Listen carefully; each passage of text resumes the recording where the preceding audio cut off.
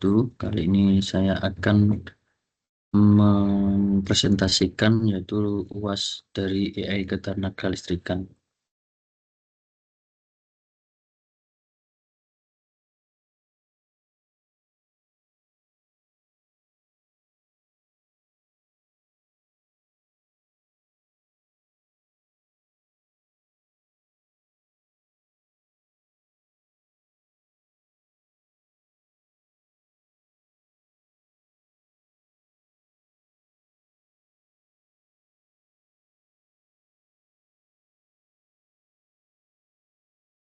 Berikut untuk presentasi yang akan kami bawakan. Selamat siang. Terima kasih buat rekan-rekan semua, terutama kepada dosen pengampu, Bapak ER Tasdik Darmana, MT. Kami akan mempresentasikan learning proses machine learning. Untuk judulnya Fondasi Predictive Maintenance berbasis data smart sensor vibrasi. Dengan perkenalkan, nama saya Dodi Rusmanto dengan NIM 2023 11592 kelas AB dengan prodi S1 Teknik Elektro. Dengan maksud tujuan yaitu pengembangan model machine learning untuk klarifikasi kondisi operasi peralatan berdasarkan data sensor vibrasi yang diakuisisi melalui perangkat IoT dan diintegrasikan ke dalam sistem SCADA FUXA.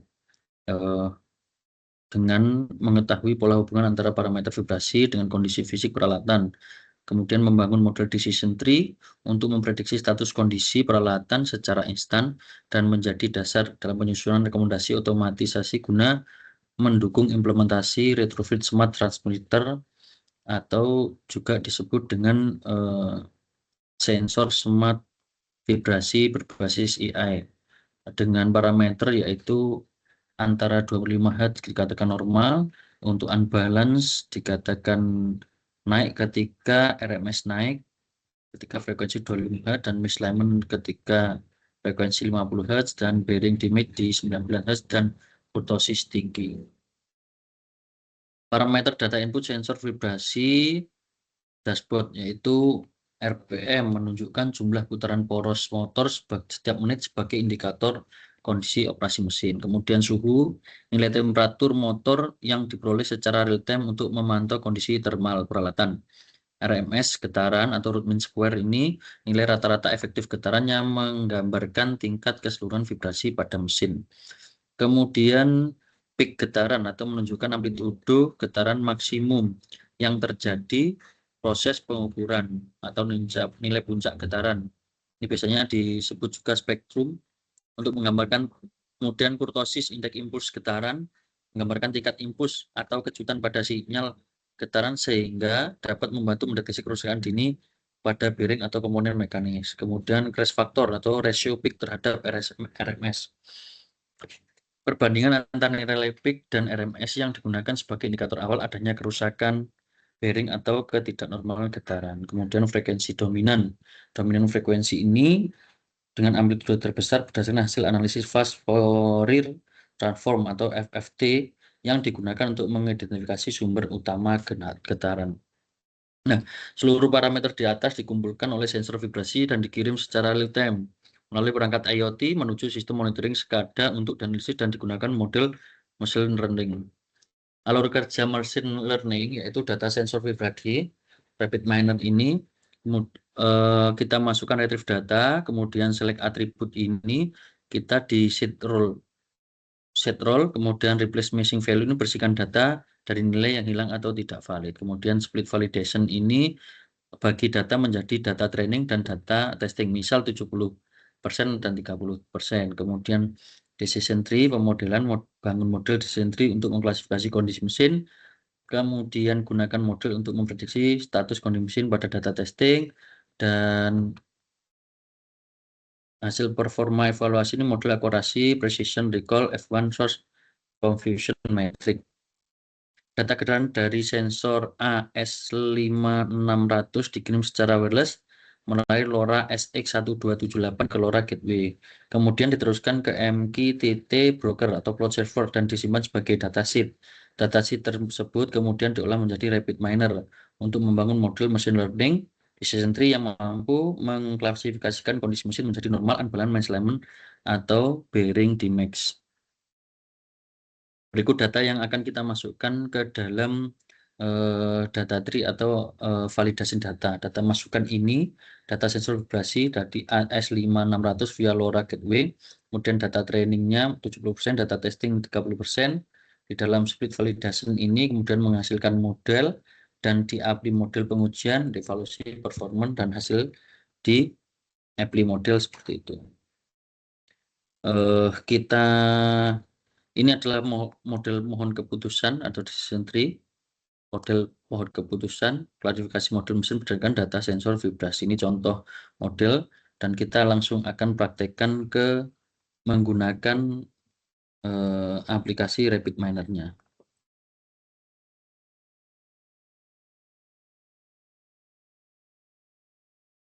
Ini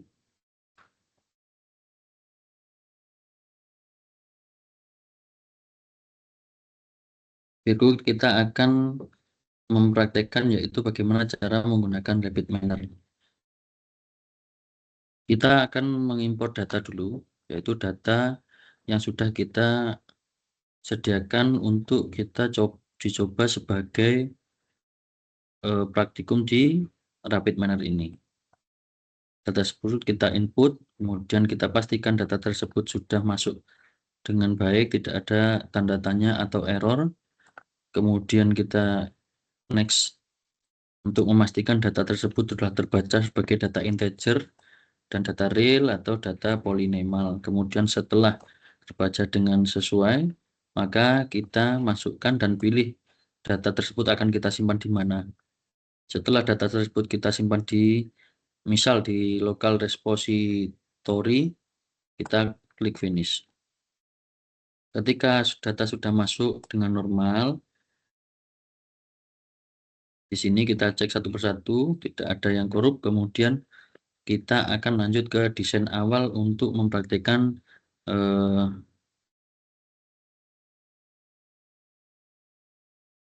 klasifikasi tadi. Awal kita akan menarik yaitu retrieve data dari vibrasi. Ini data yang kita simpan tadi. Kemudian langsung saja kita masukkan decision tree. Nah, kalau decision tree ini tidak bisa langsung kita hubungkan karena dia perlu inputan apa saja yang harus kita masukkan ke dalam data decision tree atau ke data trainingnya. Kita masukkan juga yaitu set role. Kita cari di sini set role dulu. Nah, kita masukkan di sini.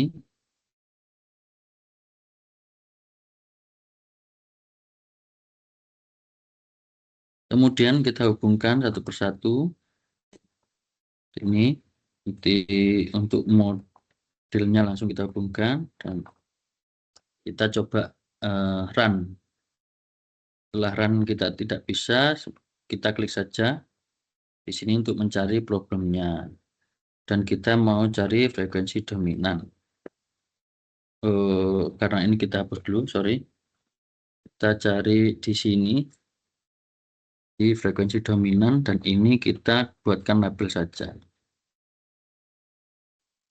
Setelah itu kita coba run. Ketika belum bisa, kita klik lagi. Kita masukkan sini untuk mencari dan kita run. Nah, di sini maka sudah terbentuk yaitu suatu pohon faktor ini untuk mendeklarasikan atau mengklasifikasikan nilai-nilai yang ada di status bearing ini, dan bearing normal bearing, misalignment, atau unbalanced. Nah, nilai-nilai ini bisa kita lihat di sini juga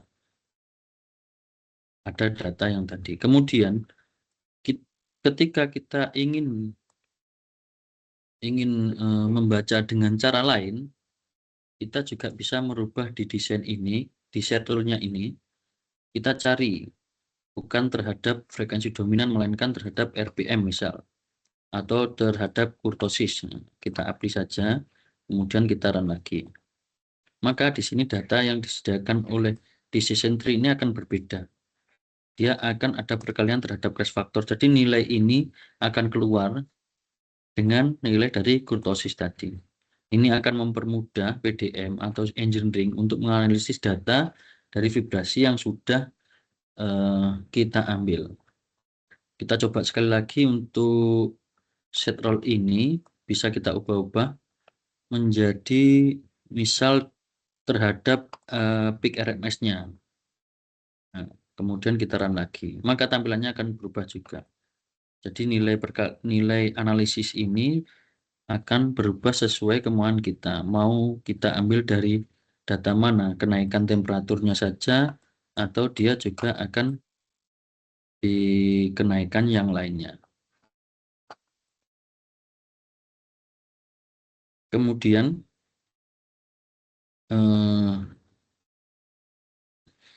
kita kembali lagi ke PPT kita.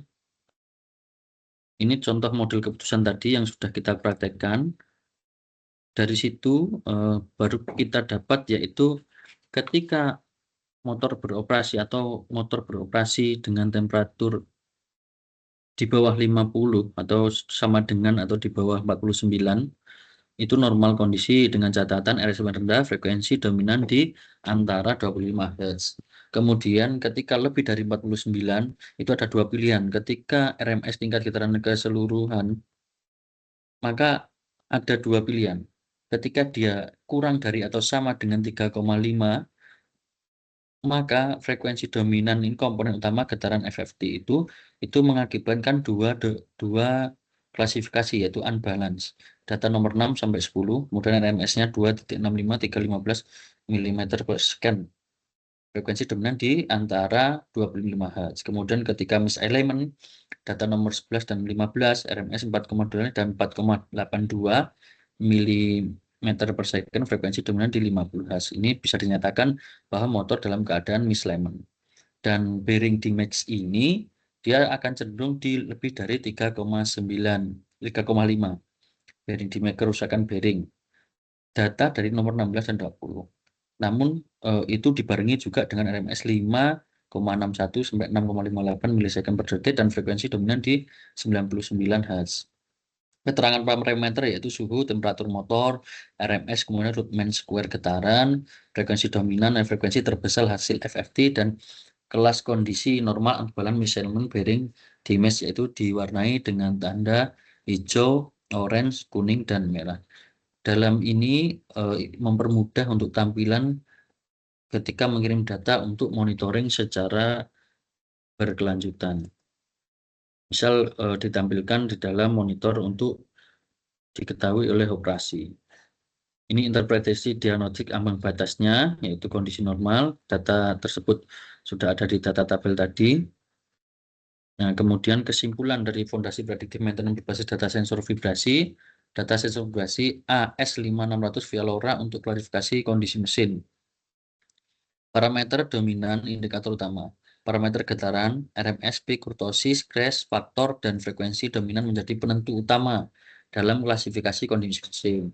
Namun kemudian perubahan parameter indikator dini, kenaikan RMS, peak, kurtosis, serta progression frequency dominan berfungsi sebagai peringatan awal early warning terhadap potensi kerusakan.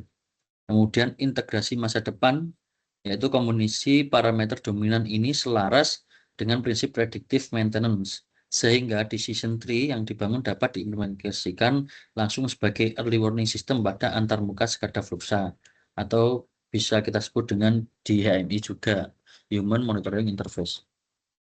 Ringkasan dataset yaitu total data 20 record, atribut fitur 7 parameter getaran, kelas kondisi 4 yaitu normal, unbalance, misalignment, dan bearing Dmax. Pembagian data, training 70%, 14 data, dan testingnya 30%, 6 data. Model decision tree rapid miner. Sekian pemaparan dari saya, ada kurang lebihnya mohon dimaafkan. Assalamualaikum warahmatullahi wabarakatuh.